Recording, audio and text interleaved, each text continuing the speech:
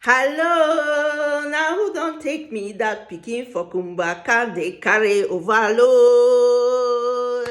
All my people for Northwest and Southwest answer. Hello everybody, this is your girl Echibesem Oben, educational consultant for study in the USA, and I'm here to give you Cameroon tips on how to get that dream to study in the USA rolling. Today I'm going to be talking to you about how to get a sponsor. Now this is key, very important. There are a lot of people who get refused student visas, and they have begun to say, oh, it's very difficult, you overheard here, that thing are just luck. No, it's not luck. It's information and calculation. So I want to talk about some tips for a sponsor. Now, who is a sponsor? Typically, if you have your own money and you're going to be paying your tuition fees yourself and your living expenses, you will be your own sponsor. But for many of us, if you are like me, you need someone with a heavy pocket to back you up. Now, this person is standing in to pay your fees. This person is standing in to pay your living expenses. This person is standing in to coach you. It could be a parent, it could be a relative, it could be a well-meaning friend, a friend of your father. The person doesn't have to be your immediate biological father or mother. Now, the first thing that I want to say you should not do is do not buy a bank statement and take it to the US Embassy and say, this is from my sponsor, okay? Now, be a little intelligent. You are not going to a Cameroonian office where everything is paper coded. You're going to the US Embassy where everything is documented. Now, if you buy a bank statement from somebody, don't you think that person has sold it to at least 100 people? The embassy already has that person's name. And so someone tricks you and say, oh, I can get you a 25 million bank statement for 250,000. And you're so excited, you give the money and you get there. And the moment you fill your DS-160 online and it's registered and you show up and they're like, okay, who's paying for this trip? They run the guy's name across the database of names that they have of people who have been sponsoring trips, and they discover that, ooh, we have seen this bank statement 50 times this year. What do you think the answer is? Sorry, we cannot give you a visa at this time. So you do not want to buy a bank statement. So how do you get a sponsor? Those are my tips and my tricks for my clients. But I will tell you how not to get a sponsor.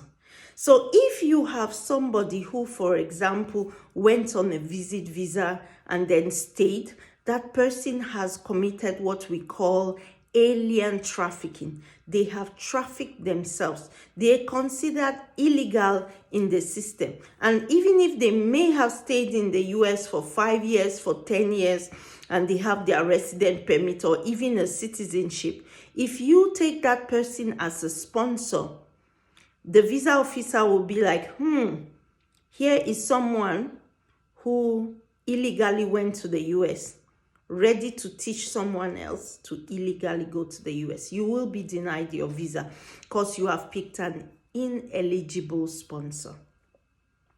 Another thing might be that you took a sponsor who genuinely has money, but you did not check the bank statement. I once had a client who gave me a sponsor who shifted his money from one account into the other.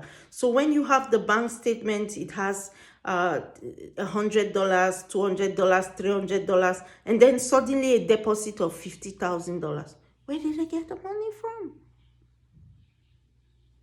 Okay, and she was ready to take it to the embassy. I'm like, hey, no. There has to be proof of income. That is why schools will ask you for a 6-month bank statement so they can see the entry and the exit.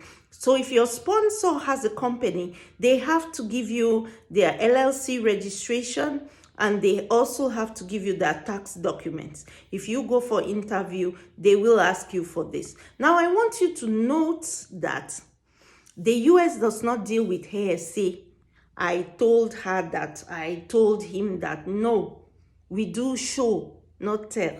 Okay? So if you have 4 people being your sponsors, you want to communicate these 4 people's names and bank statements to your university, because your university international students office has an immigration platform where they've put all your information. So by the time you're going for interview, they're already opening up what you told the university.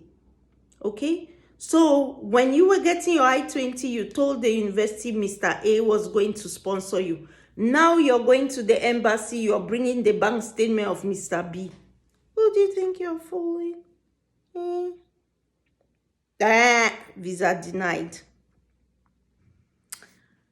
Another thing not to take a sponsor for, okay? Someone who's doing odd jobs in the US, the person doesn't have a real job. Why I say doesn't have a real job is because they're not looking at, does this person have money in the bank? They're looking at this person's circumstances of life, responsibilities of life. If they remove this money, will they still have something left for themselves for a comfortable life? Now, we once had this, I once sat in waiting for my interview, and there was a student who came up with his sister's bank statement. He had come with a year of financial documents. And he was asked the question, okay, but your program is for 4 years. So the first question he was asked is, where did your sister get this money from? And he said, it's her savings. And he said, okay, how long has she been in the US? And he said, for 7 years. Okay, so for 7 years, she has saved $36,000, and you are coming to blow it in 1 semester. Okay, so after your first year, where are you going to get the money from for the remaining 3 years of your undergraduate study? And he was saying, my sister will pay for it. He said, but you just told me she spent 7 years to save up 36,000. So how is she going to pay for your second year? She needs another 7 years to send another. You have confirmed to me her situation has not changed. Her job has not changed. He still didn't understand the intricacies of the matter of sponsorship. And then he said, oh, I have another uncle in the US. He has a good job. He's a medical doctor. He'll sponsor me. And she said, give me the documents of sponsorship. And he said, no, at that time, no. And they told him, sorry, you need to stop coming back here.